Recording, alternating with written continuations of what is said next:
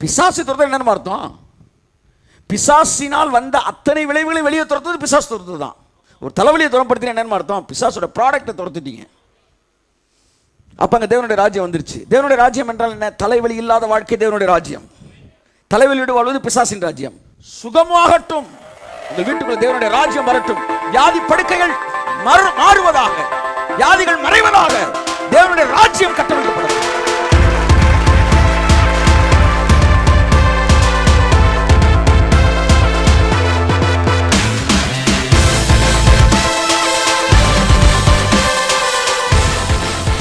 இந்த வாரம் ரொம்ப சீரியஸான மேட்டர். 2ஆம் உலகத்தோடு தொடர்பு கொள்வது எப்படி, அந்த உலகத்தின் ஆசீர்வாதங்களை பூமிக்குள்ள கொண்டு வருவது எப்படி, இதுதான் தேவன் நமக்கு டிசைன். இதுக்கு தான் இயேசு ஜெபித்தார், இதுக்கு தான் ஜெபிக்க சொல்லிக் கொடுத்தார், இதுக்கு தான் சிலுவையில் போய் வேலையை முடிச்சார். திரும்ப உயிர் தெழுந்த பிறகும் 40 நாள் அளவும் அந்த தேவனுடைய ராஜ்யத்தை இந்த பூமியில் எப்படி ரிலீஸ் பண்ணுது.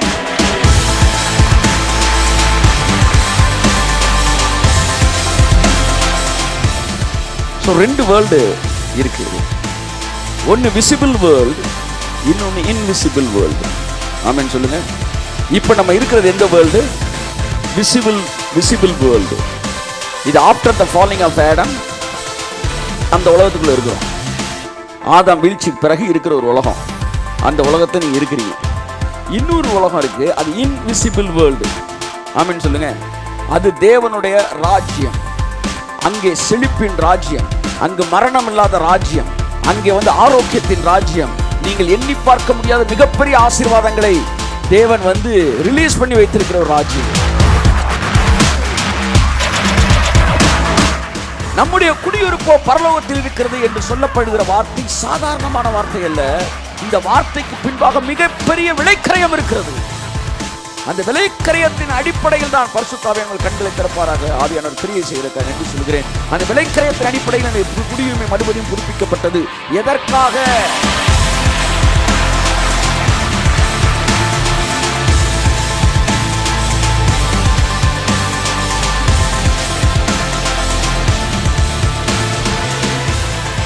ஒருவன் மறுபடியும் பிறவாவிட்டால் தேவனுடைய ராஜ்யத்தில் பிரவேசிப்பதில்லை.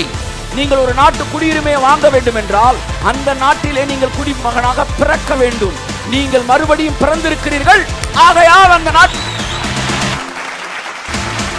நாட்டின் குடியுரிமை உங்களுக்கு வந்திருக்கிறது.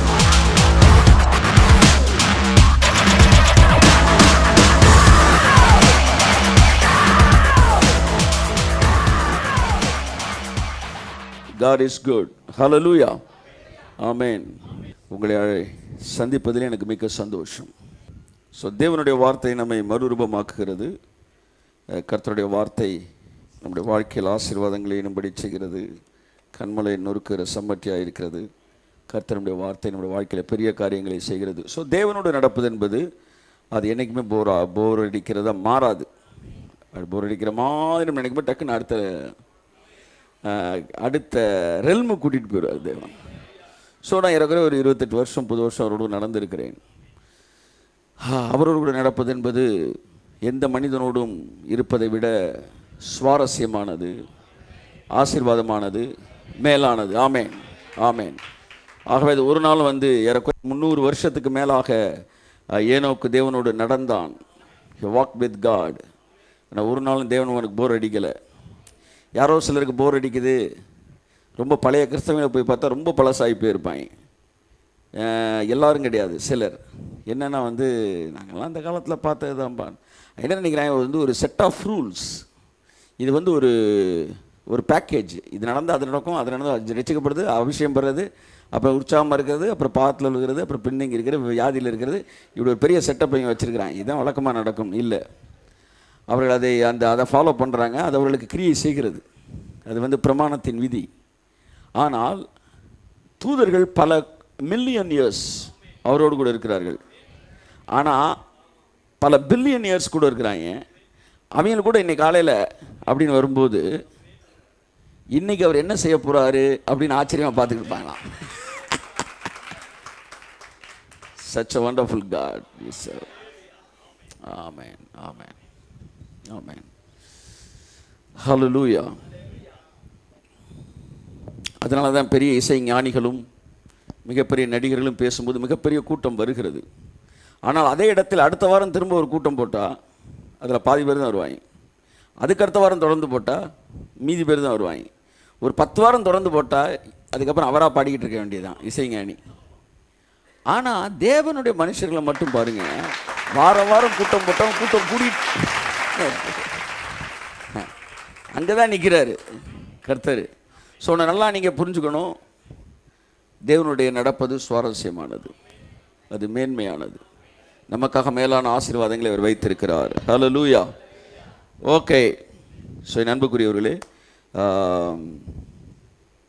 லூக்கா 11ஆம் அதிகாரம் 1ஆம் வசனம் 2ஆம் வசனத்தை வாசித்து நான் தொடர்ந்து வார்த்தைகள் கடந்து செல்ல விரும்புகிறேன்.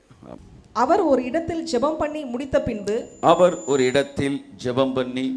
பின்பு அவருடைய சீஷரில் ஒருவன் அவரை நோக்கி ஆண்டவரே, யோவான் தன் சீஷருக்கு ஜெபம்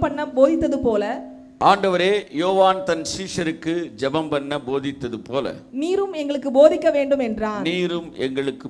வேண்டும் என்று சொன்னான். அதற்கு அவர் நீங்கள் ஜெபம் பண்ணும்போது பரமண்டலங்களில் இருக்கிற எங்கள் பிதாவே எல்லாம் சொல்லுங்க. ஆமா, இதை பத்தி ஒரு நாள் 100 நாள் எடுப்போம். when you pray you say father அப்படின்னாரு. நீ ஜெபிக்கும் போது அப்பா அப்படின்னு சொல்லு. ஆங்கிலத்தில் ஃபாதர்னு தொடங்குது, அதுக்கப்புறம் தான் மீதிலாம் வருது. பரமண்டல அதெல்லாம் இருக்கட்டும். அப்புறம் ஜெபம் பண்ணும்போது எப்படி தொடங்கணுமா? Father. the prayer is based on the relationship. அந்த அதிகாரம் ஃபுல்லாக ரிலேஷன்ஷிப்பே பேசுகிறார். கர்த்தர் சித்தமானால் ஒரு 7 ஜெபக்குறிப்பு, அந்த ஜெபக்குறிப்பில் அவர் இயேசுநாதர் 7 விஷயத்தை ஜெபிக்க சொல்கிறாரு. இந்த 7மே எப்படி நடந்துருச்சு சிலுவையில் அப்படின்னு ஒரு வாரம் பார்ப்போம் நம்ம. ஆனால் என்ன சொல்ல வர்றாரு? ரிலேஷன்ஷிப், உறவு. ஆமென் சொல்லுங்க. நிறைய பேர் தேவனோடு இருக்கிற உறவு, தேவனோடு கூட இருக்கிற உறவு அப்படின்னு ரொம்ப பேசுகிறான். ஏன்னா கொஞ்சம் நீ நல்லா கவனிக்கணும். உறவு என்பது உரையாடல் அல்ல. உரையாடல் வேறு. நல்லா தட்டலாமே இருக்கு. இவன் என்ன சொல்றான்? காலையில இருந்து 2 மணி நேரம் ஜெபிப்பதையே மைண்ட்ல வச்சுக்கிட்டு தேவனோடு இருக்கிற உறவு முக்கியமானது, உறவு தான் மேலானது. நான் சொல்றேன், அது உறவு அல்ல, அது உரையாடுதல். உறவு என்பது உரையாடுவதற்கு முன்பாகவே துவங்கிவிட்டது. நீங்கள் உரையாடுதலை எழுதுனா உரையாடுதல் எழுதுங்க, உறவுன்னு எழுதாதீங்க. தேவனோடு கூட இருக்கிற உரையாடலே முக்கியம். அப்படி வா, நீ அங்கே தான் வரேன்னு எனக்கு தெரியும். ஆனால் உறவு என்கிற வார்த்தை புனிதமானது. அது என்னன்னா, இப்போ நானும் எங்கள் அப்பாவும் இருக்கிறோம். நானும் எங்கள் அப்பாவும் ஒரு மைல் தூரம் பிரயாணம் பண்ணுறோம். 2 பேருமே பேசவே இல்லை அப்படின்னாலும் எங்களுக்குள்ள உறவு இருந்துக்கிட்டே இருக்கு. உரையாடுதல் இல்லை, உறவு இருக்கு. உரையாடுதலை விட முக்கியமானது உறவு. அப்போ தேவனோடு கூட இருக்கிற உறவு ஒழுங்காக இருக்குன்னா நாங்கள் உறவில் கரெக்டாக தான் இருக்கிறோம். ஆமாம், நாங்கள் உறவில் கரெக்டாக போயிட்டுருக்குறோம், எல்லாம் நல்லா தான் போயிட்டுருக்கு. தேவைப்பட்டால் உறவிலிருந்து உரையாடலுக்கு போகலாம், தவறல்ல. ஆனால் உரையாடுதல் எல்லாம் உறவாய் மாறிவிடாது.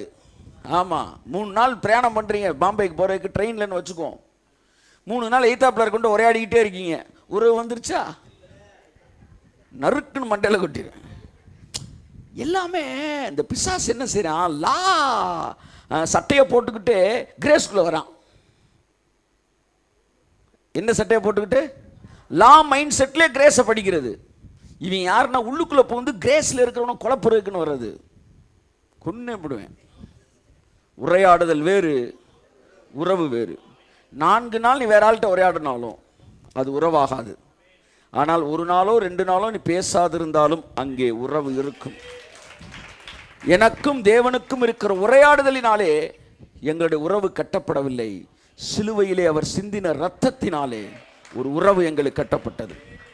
வார்த்தைகளை சரியாக பயன்படுத்தும்படி உங்களை அன்புடன் அழைக்கிறேன். என் அன்புக்குரியவர்களே, நம்முடைய ஆசீர்வாதம் உறவில் இருக்குது. இல்லை, இப்போ நம்ம அது மேட்டர் கிடையாது. இப்போ நம்ம அதுக்குள்ளே வருவோம். நீங்கள் ஜெபம் பண்ணும்போது ஃபாதர் எப்படி தொடங்கணும்? If you don't have light in this word, your prayer is a weak prayer. உங்க ஜெபத்தில் உள்ள நுழையும் போது அப்பா அப்பா அப்படின்னு நின்னீங்கன்னா உங்கள் ப்ரேயரே ஸ்ட்ராங்காக நிற்குதுன்னு அர்த்தம். அது கட்டமைக்கப்பட்டு இருக்கிறது. அடுத்து கேட்க போகிற எல்லாத்தையும் ஒவ்வொரு வரியிலையும் இந்த அப்பா வந்துக்கிட்டே இருக்கு. ஒவ்வொரு வரியிலையும் அப்பா இருக்கு. ஒவ்வொருத்தரையும் அப்பா போட வேண்டியதில்லை.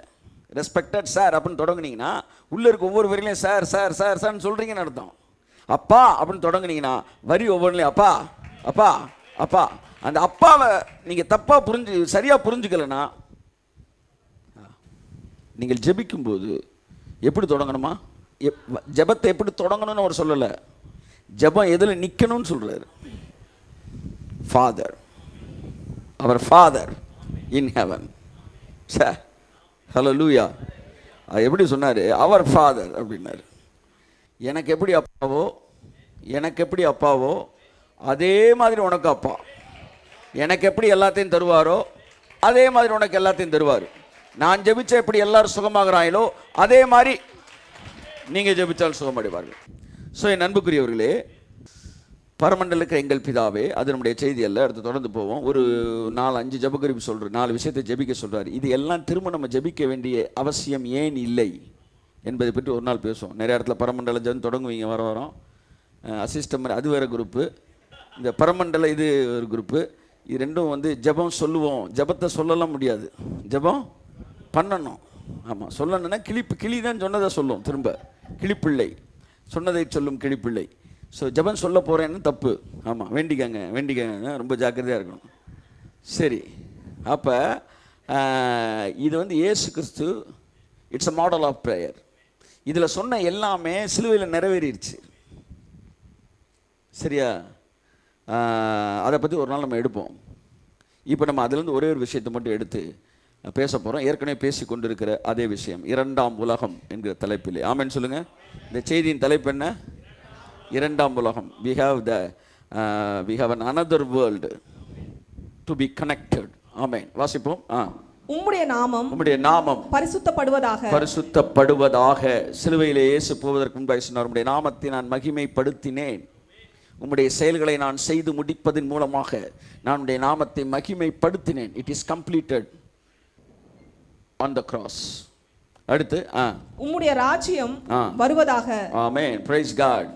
இதுதான் நான் உங்கள்ட்ட பேச விரும்புகிறேன். உம்முடைய ராஜ்யம் வருவதாக. இயேசு கிறிஸ்து தம்முடைய சீஷர்களுக்கு ஒரு முக்கியமான விஷயத்தை சொல்லிக் கொடுத்தார். என்னவென்றால், தேவனுடைய ராஜ்யம் இந்த பூமிக்கு வர வேண்டும் என்பது தான். ஹல்லேலூயா. அதற்கான ஒரு மிகப்பெரிய வேலையை சிலுவையில் அவர் செய்து முடித்தார். ஸோ அதற்கான ஒரு மிகப்பெரிய வேலையை அவர் சிலுவையில் செய்து முடித்தார். அவருடைய மனது, எண்ணம், ஓட்டம், ஆசை, சித்தம், தாகம், பசி எல்லாம் என்ன தெரியுமா? தேவ ராஜ்யம் பூமியிலே ஸ்தாபிக்கப்பட வேண்டும் என்பதாக மாத்திரமே இருந்தது அவருடைய கனவு. அவருடைய எல்லாமே தேவனுடைய ராஜ்யம், உம்முடைய ராஜ்யம் வருவதாக, உம்முடைய ராஜ்யம் வருவதாக. பிசாசுகளை துரத்தும் போது அவர் சொன்னார், நான் பிசாசுகளை துரத்துகிறபடினால் தேவனுடைய ராஜ்யம் உங்களுக்குள் வந்திருக்கிறது என்று சொன்னார். இந்த பூமியிலே இருக்கிற பிசாசின் ராஜ்யத்தை அழித்து தேவனுடைய ராஜ்யத்தை கொண்டு வந்து சேர்க்க வேண்டும் என்பதற்காகத்தான் சிலுவைக்கே போனார். முடிந்தது என்று சொன்னபோது பிசாசின் ராஜ்யம் முடிந்தது. இப்போ நீங்கள் எல்லாம் அந்த ராஜ்யத்தோட கனெக்ட் ஆக போறீங்க. இன்னையிலேருந்து பாருங்க, you will start enjoying the best blessings of that world. கை தட்டுங்க ஒரு ஆமென். ஓகே, ஸோ அந்த ராஜ்யத்தை கொண்டு வரும். அதனால தான் உயிர்த்தெழுந்த பின்பும் தன்னுடைய ஜனங்களிடத்தில் ராஜ்யத்தை குறித்தே சீஷர்கள்ட்ட பேசுகிறார். அது வந்து இன்னொரு வேர்ல்டு. அப்போ 2 உலகங்கள் இருக்கிறது. எல்லாம் சொல்லுங்க. இயேசு சொன்னார், நீங்கள் இந்த உலகத்திற்கு உரியவர் அல்ல. அடுத்து சொன்னார், பூமிக்குரியவைகளையே நீங்கள் நம்பாது போனால் பரலோகத்திற்குரியவைகளை நான் சொல்லும்போது எப்படி நம்புவீர்கள்? ஸோ 2 உலகம் இருக்குன்ற நம்ம ஏற்றுக்கிறோம். ஆனால் என்ன நினச்சிக்கிறோம்னா, ஒரு தப்பு என்னன்னா, ஒரு உலகம் இங்கே இருக்குது, இன்னொரு உலகம் அங்கே இருக்குன்றோம். அங்கெல்லாம் இல்லை, இன்னொரு உலகம் இங்கே தான் இருக்குது. அங்கே இருக்குது, ஐயோ ஒன்றும் இல்லையான்னு யோசிக்க வேண்டாம். நான் அதை சொல்ல வரல. இப்போ இந்தியாவில் இருக்கவன் என்ன சொல்கிறான், பரலோகம் எங்கே இருக்குன்னு கேட்டால் என்ன சொல்கிறான்? மேலே இருக்கு, மேலே காட்டுறான் இங்கே இருக்குன்னு. பூமியில் மேலே இருக்கிறவன் இங்கே காட்டுறான், கீழே இருக்கிறவன் அவன் எங்கே காட்டுறான்? கீழே காட்டுறான் சார். அவன் தலையில் நின்றுக்கிட்டு இருக்கான். அவன் பரலோகம் எங்கே இருக்குன்னு அங்கே இருக்குன்றான். எனக்கு கேள்வி, பூமிக்கு மேலே இருக்கா இல்லை கீழே இருக்கா? உலகம்னு ஒன்று நீங்கள் ஒரு மெட்டீரியல் வேர்ல்டை நீங்கள் பார்க்கக்கூடாது. இந்த உலகம் மெட்டீரியலால் ஆனது. இது 3 டைமென்ஷனல் வேர்ல்டு. அது 4th dimension, 5th dimension, 6th dimension. இது 3ஆம் பரிமாணத்துக்கு மேற்பட்ட உலகம். அது புரியுதா உங்களுக்கு? ஸோ 2 வேர்ல்டு இருக்குது. அது நீங்கள் புரிஞ்சுக்கணும். அந்த 2 வேர்ல்டை கொடுத்த அறிவை நமக்கு ஏற்கனவே வேதம் கொடுத்துருக்கிறது. அதனால தான் ஊழியர்கள் நாங்கள் பரமதேசத்தை நோக்கி கடந்து செல்லுகிறோம் என்று அறிக்கையிட்டு செத்துருக்கிறான் இந்த காலத்தில்.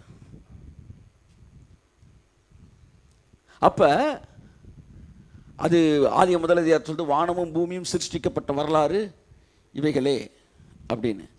அப்போ பரலோகம், ஹெவன்ற வேர்டு வருது. பரலோகம் படைக்கப்பட்ட பின்பு பூமி படைக்கப்படலை. ரொம்ப வருஷமாக கழித்து பூமியை படைப்பண்ணான்னு படைக்கலை. பரலோகத்தை படைக்கிற அன்னைக்கு பூமியும் படைச்சாராம். நீங்கள் நினைக்கிறப்ப 2 வேறு வேறு பிளானட்டு கிடையாது. எல்லா இடத்துலையும் பிளானட் இருக்குது. ஆனால் இங்கே தான் இந்த பிளானட்டில் தான் அவருடைய கிங்டம் இருக்குது. இன்றைக்கு இந்த 2 உலகத்தை குறித்து பார்க்க போகிறோம். இந்த 2ஆம் உலகத்தோடு எப்படி தொடர்பு கொள்வது, இந்த 2ஆம் உலகத்தில் என்ன போயிட்டுருக்கு, அந்த உலகத்தின் ஆசீர்வாதத்தை எப்படி இந்த உலகத்துக்குள்ளே கொண்டு வருது, இந்த ப்ராசஸ், இந்த உலகத்து 2க்கு இடையில எப்படி தொடர்பு இருந்துச்சு ஏற்கனவே, எப்படி அந்த கார்டு டிஸ்கனெக்ட் ஆச்சு, டிஸ்கனெக்ட் ஆனவொன்னே எப்படி இது தனியாக அது தனியாக மாறிச்சு, அதுக்கப்புறம் இங்கே இருக்கிறவனுக்கு அங்கே இருக்கிறவனுக்கு தெரியல, அங்கே இருக்கிறவனுக்கு இங்கே இருக்கிறவனுக்கு தெரியுது. இப்படி ஒரு உலகத்துக்குள்ளே இருக்கிறோம். இல்லையா சொல்லுங்கள்? இப்பொழுது உங்கள் ஆவிக்குரிய கண்கள் திறக்கப்பட்டால், இப்பொழுது உங்கள் மனக்கண்கள் திறக்கப்பட்டால் உங்களை சுற்றி ஆயிரக்கணக்கான தூதர்கள் நிற்கிறதை நீங்கள் பார்க்க முடியும். ஆமேன். நீங்கள் ஒரு இடத்துக்கு போகும்போது அங்கே அசுத்தாவில் வேலையை செய்கிறதை நீங்கள் பார்க்க முடியும். அப்போ அது இல்லை அதை பார்க்கல நீங்கள். ஆமேன்னு சொல்லுவோம். ஸோ 2 வேர்ல்டு இருக்குது. ஒன்று விசிபிள் வேர்ல்டு, இன்னொன்று இன்விசிபிள் வேர்ல்டு. ஆமேன்னு சொல்லுங்கள். இப்போ நம்ம இருக்கிறது எந்த வேர்ல்டு? Visible world. இது after the falling of Adam அந்த உலகத்துக்குள்ளே இருக்கிறோம். ஆதாம் வீழ்ச்சிக்கு பிறகு இருக்கிற ஒரு உலகம். அந்த உலகத்தை நீங்கள் இருக்கிறீங்க. இன்னொரு உலகம் இருக்குது, அது இன்விசிபிள் வேர்ல்டு. ஆமேன்னு சொல்லுங்கள். அது தேவனுடைய ராஜ்யம். அங்கே செழிப்பின் ராஜ்யம், அங்கு மரணம் இல்லாத ராஜ்யம், அங்கே ஆரோக்கியத்தின் ராஜ்யம். நீங்கள் எண்ணி பார்க்க முடியாத மிகப்பெரிய ஆசீர்வாதங்களை தேவன் ரிலீஸ் பண்ணி வைத்திருக்கிற ஒரு ராஜ்யம். அதே ஆசீர்வாதங்கள் பூமியில் இருந்துச்சு டிஸ்கனெக்ட் ஆகிறதுக்கு முன்னாடி.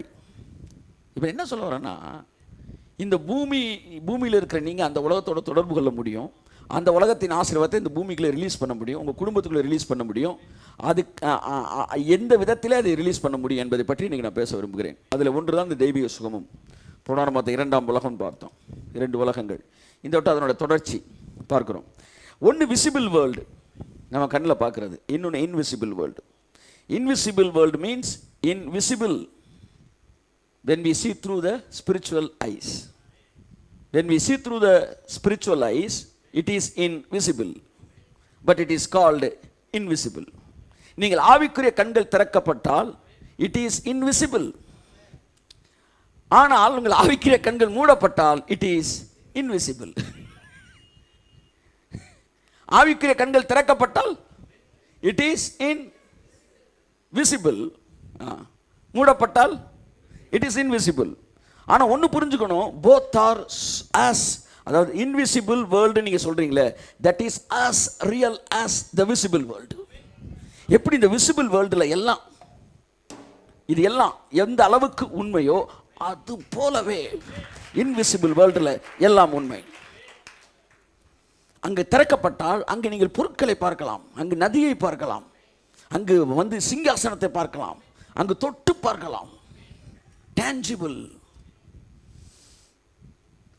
ஆனால் நாம் குருடர்களாய் மாற்றி வச்சுட்டோம் பிசாசு, ஆதாமுடைய வீழ்ச்சி.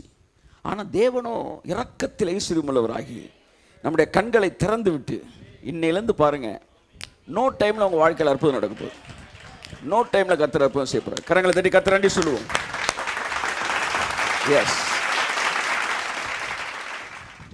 Both worlds are visible. ஆனால் 2க்கு வேறு வேறு டைமென்ஷனுக்கெலாம் நீங்கள் வரீங்க. ஏற்கனவே சொன்னது போல் மைடியர் குட்டிச்சாத்தான் படம் போய் பார்த்தீங்கன்னா ஒருத்தனுக்கு தெளிவாக தெரியுது, இன்னொருத்தனுக்கு ரெண்டாக தெரியுது. ஏன்னா இவன் கண்ணாடி போடலை, இவன் 3 டைமெண்ட், இவன் 2 டைமென்ஷனில் ஸ்க்ரீனை பார்த்துக்கிட்டு இருக்கிறான், ஸ்க்ரீனுக்குள்ளே இருக்க பார்க்குறான். இன்னொருத்தன் 3 டைமென்ஷனில் பார்க்குறான். அதனால் என்ன நடக்குதுன்னா, அங்கே ஐஸ்கிரீம் சாப்பிடும்போது அவங்க ஐஸ்கிரீம் நீட்டே நேரம் முன்னாடி வந்துடுது. ஒரு குரூப் ஓ சூப்பர் அப்படின்றா, இன்னொரு குரூப்பு கண்ணாடி போடாத அம்மே என்ன ஏன் கத்துறீங்க, என்ன அல்லேலுயா, என்ன ஆமேன், ஏன் அமைதியாக கேட்க முடியாது, ஏன் இடையில விசில் வேற வருது அப்படின்னா கண்ணாடிய மாட்டு.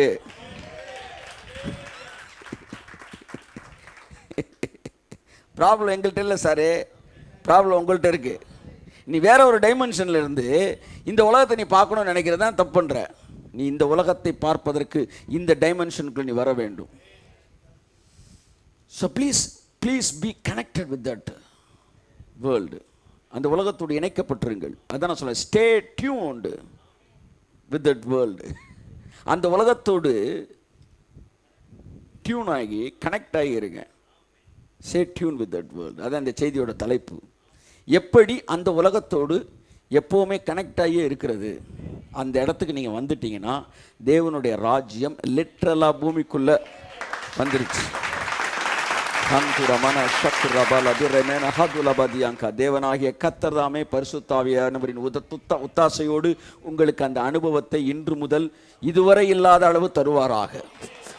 ஆசீர்வதிக்கிறேன். இந்த செய்தியை கேட்கிற ஒவ்வொருவரையும் நான் ஆசீர்வதிக்கிறேன். அதுதான் பரலோகத்தை பூமிக்கு கொண்டு வந்து வாழ்கிற ஒரு வாழ்க்கை. இந்த விசிபிள் வேர்ல்டே மாற்றக்கூடிய ஒரு வாழ்க்கை. நான் என்ன சொல்ல வருகிறேன், அந்த இன்விசிபிள் வேர்ல்டவே பார்த்து கனவு கண்டு அப்படியே வாழ்ந்து அவளை நினச்சி உருளை இடினுவாங்க. அவளே போடாமல் அவளை நினச்சி உருளை இடிக்கிற மாதிரி நீ அதே நினச்சிட்டு அப்படியே வாழ்ந்துருன்னு நான் சொல்லலை. அந்த இன்விசிபிளை விசிபிளுக்குள்ளே நீங்கள் கொண்டு வர போகிறீங்க.